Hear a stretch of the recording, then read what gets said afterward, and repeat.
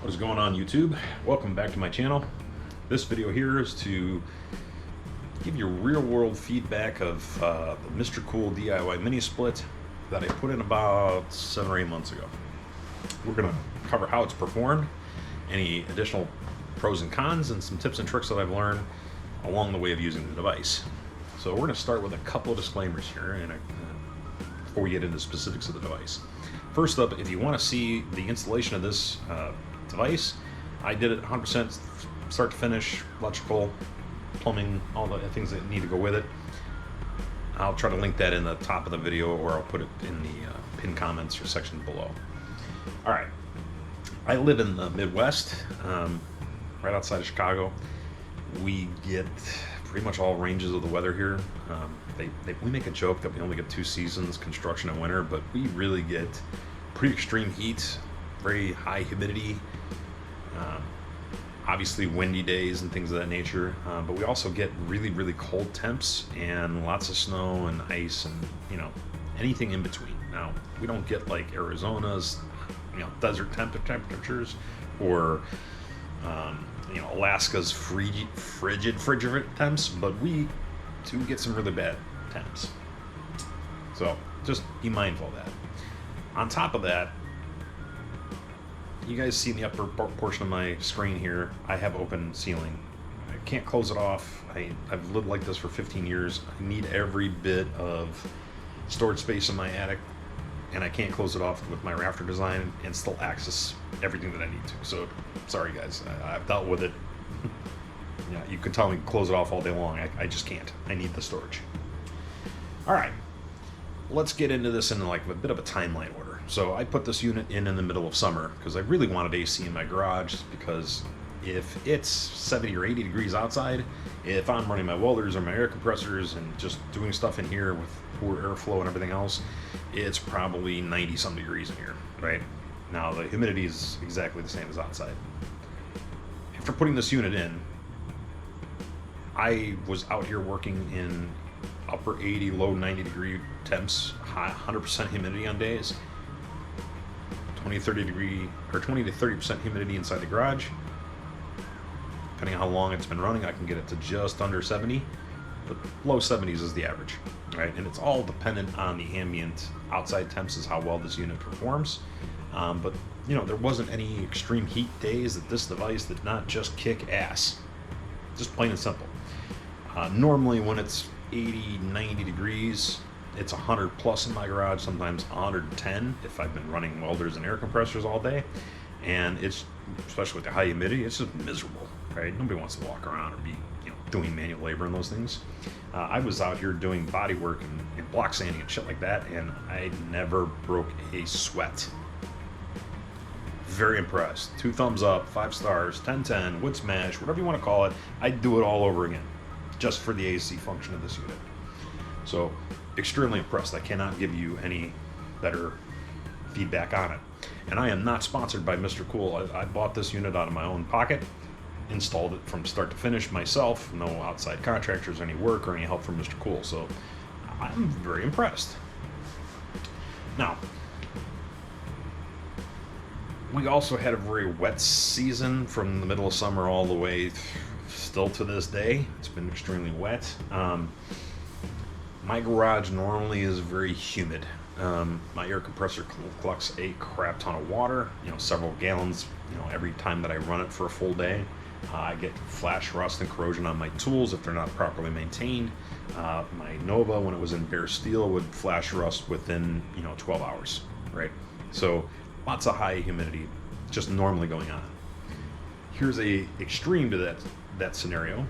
I had to put the Nova in the driveway for a week, and that week it rained the entire week, nonstop, constant rain. I had bought a waterproof cover to put over it because I don't have glass or seals in the car, so I was trying to keep the water out of the interiors. I wheeled the car in later, still had the car cover on it, and it dumped dozens and dozens of gallons of water on my floor, and there was still dozens of gallons of water inside the trunk and the floorboards. Obviously that car cover was shit. So I vacuumed it up with my shop vac, dried it off with some towels and rags, did my best, but I left the water all over the floor, and again, it was 40 degrees, I was wet, it was miserable, I was done fucking around with it. I said, what the hell, we're gonna try this dryer function and see how well it works. So I put it on the dry mode, which is the humidifier, went inside, came back out about 14 hours later to check on things, and the garage was bone dry. There was not a drop of water on the floor. There was a nice little water ring from where the water was, right? And the Nova didn't flash rust. There was no corrosion, and it's been months since that's happened, and I have not had any additional rust or corrosion on any of my tools, and better performance out of my air compressor because of this dryer function. So again, super impressed. I mean, I've had some pretty heavy duty humidifiers in my time, and I've never had one work as good as this one did. And I turn it on periodically just to keep the air compressor from collecting a shit ton of water and having to work my half-ass, you can see part of it here, water separators, right? But again, very impressed. The only downside to the dryer function is no heat, no AC, and you can't control the fan motor. It's just, it does its thing, and fuck it, it does it great, so let it do it. Just probably best to use overnight when you're not going to be in the room. Alright, now we're going to move into the heat function. This is where it's not as great a feedback, and I also have to take into consideration this is a 12K unit, and it is also 110 volt, so it's not very strong. It doesn't have a lot of horsepower. I was cheap. I didn't buy the expensive units. I didn't buy a 220 unit. Didn't have enough room in my panel, and I didn't want to put in a sub panel for it. And I really just wanted the AC function out of it. I was curious to see how the heat would work. If it's 20, 30, 40, or 50 degrees outside, this unit can get the garage to upper 50s, maybe low 60s, depending on the outside temps. And again, I don't run this unit 24/7, so it's always got an uphill battle whenever I turn it on because my garage has a crap load of steel in it, and my garage is usually about 0 to 20 degree temp difference from the outside ambient temperature. So if it's 20 degrees outside, it's probably about 30 degrees at best inside, right? And as you know, steel and all this shit in here acts as a thermal barrier. Jesus, can't say it. So it's got an uphill battle trying to change the temperature in a few hour period. But it does do a decent job. And I honestly say that in that scenario, this unit outperforms my old 220 electrical heater that I used to run for years. If you guys ever watched my videos, you heard it all the time, cycling on and off, and it used to reside right up here in the rafters. So, yeah, it's better than what I used to have. Is it the only heat source that I need to run? No, unfortunately not. And even with my old 220 heater, I still had to have supplemental heat because piss poor insulation, right? There's literally nothing between me and the outside world except for a layer of plywood and a layer of shingles. So it's just what I have. So normal 20, 30, 40, 50 degree temps, it's okay. It doesn't do a great job. Extreme temps like we had in January, early January, where most of the country was snow, freezing temps, below zero temps. Here, there was a week and a half that was, I don't think it ever saw above 0 degrees. I mean, regular was like negative teens, negative 20s. I did try to come out here one day when the high was 2 degrees. I was like, fuck it, we'll give it a whirl. We'll see how it works. Unit was on for like 8 or 9 hours trying to get the room to heat up, and it spent 60% of that time in the defrost function. So the actual air handler here shuts off. The display shows DF is defrost, and it's trying to heat and to thaw out the heating condenser outside, really, right? It's also a little bit of a downside. We've also had probably a little over 2 feet of snow accumulation over that whole period of time. Anytime it snowed more than a couple inches, I'd have to go out there with a snow brush and a shovel, trace through the snow to get to my condenser to clean it off and around it, so it would spend less time trying to thaw out the condenser outside. So again, that part, not so fun, not so pleasant, right? When you want to heat a room and have climate control like that, you just pretty much want to turn the damn thing on and just have it do its thing. But having to go babysit the condenser, wipe it off, and keep snow and ice away from it kind of sucks. I really wish I chose the wall mount option, because at least then it would be covered by my eaves, and then I wouldn't have layers of coil just sitting on the landscaping outside. I could coil it up underneath the unit on the wall mount. Live and learn, guys. I highly recommend it if you guys are going to choose that option. Get the wall mounted to your wall. Okay. The other things that are not so great. Right now the unit is in turbo mode. I only live in turbo. It's the only way to go, right? Here's a little piece of paper to show you the fan speeds. Okay, this is, like I said, turbo. Alright, it can push the paper around. But if I was to stand in front of it with my beard, it'd probably make it flow a little bit. But low, medium, high is pretty much fucking worthless unless you were actually running this unit 24/7 trying to keep a constant climate inside your room. I don't do that. So for me, I need turbo and I need the airflow. Otherwise, the other areas of the garage would never receive any type of heat or AC. So, yeah, could I give a negative rating because of that? No, it is, again, 110 unit. It doesn't really have the horsepower to really have a very strong fan. Again, if it's at the 100% of turbo, because it does ramp up and down sometimes, I'd say it's about a medium on a box fan. So if you guys know what that speed feels like, that's pretty much what turbo is here, right? I'm usually a pretty extreme type of person, so I don't run things on low or medium. I high or nothing, right? Or turbo or nothing. Okay. The other thing that I have to provide input on, and I didn't know this in the original video when I created it. The Gen 4 unit, which is what this is, I don't know if it's a different SKU number or not, but it comes with a Wi-Fi module built into it. Didn't know that. In fact, I didn't know it for a couple of weeks after I had the unit up and running and it was trying it out. I had decided, hey, it's working good, I can throw out the packaging. In the packaging for the air handler, because there was 2 separate boxes, there was a white box about 3 or 4 inches big, right? Inside it had a little USB thumb drive, is what it looks like. Actually, I'll insert a video or a little clip here that shows you what that looks like and then where it goes inside this air handler. If you open up the service door on the upper left-hand side and the interior side of it, there's where it plugs in, right? Now, why it's not shipped with that already plugged into it, because it's a royal pain to try to remove it once it's in there, I don't know.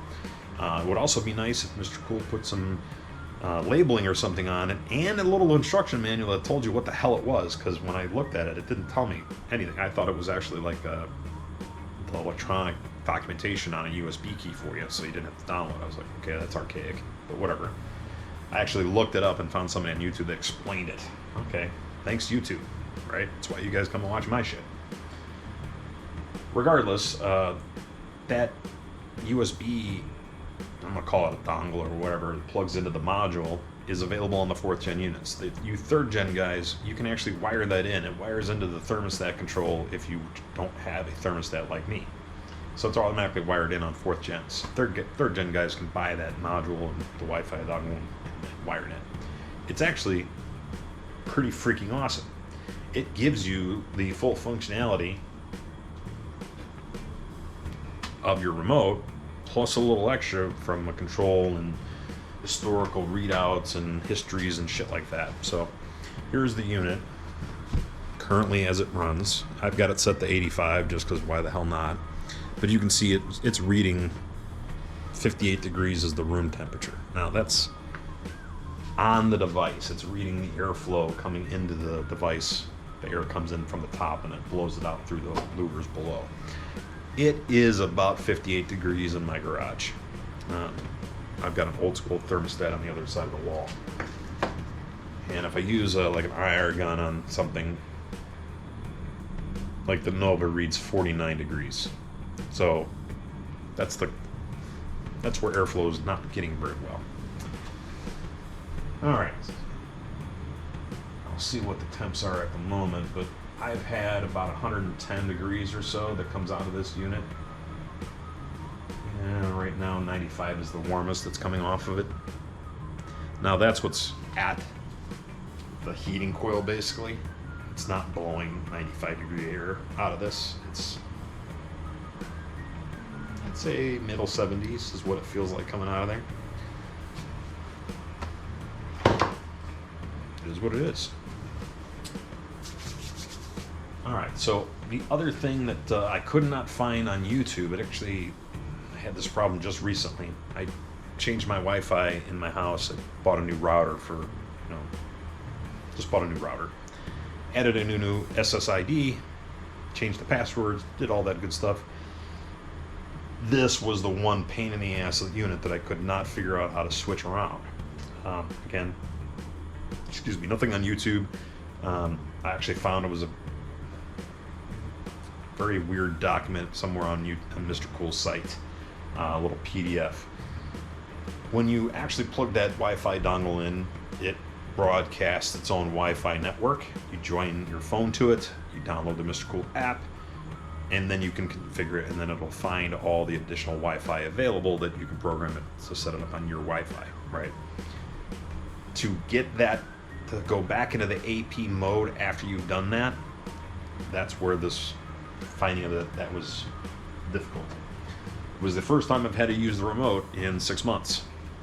You press the LED button on the remote 7 times within 1 minute, and it'll turn it into the AP mode, meaning access point, and broadcast its initial Wi-Fi network. Again, you can join it and then tell it to go whatever Wi-Fi network you want it to be on and control it from there. So if you guys don't know how to do it, 7 times on the LED button within 1 minute. And there's the LED button on the remote. You can't do it via the Wi-Fi app. There's no button or anything to reset it on the device. You cannot take the dongle or the Wi-Fi key out, or the USB key out of the device and plug it into a computer and reset. You can't do any of that. If you don't have the remote, you lost it. You are SOL. Right? Unless Mr. Cool has another way of doing that. I don't know. I looked. Spent a lot of time looking. Alright. Hopefully that helps for you guys. If you have any questions or comments about the performance or any other tips or tricks, let me know. Drop them in the comments below. Hit the like and subscribe if you would. I appreciate it. And I'll catch you on the next one, guys. Thanks for watching.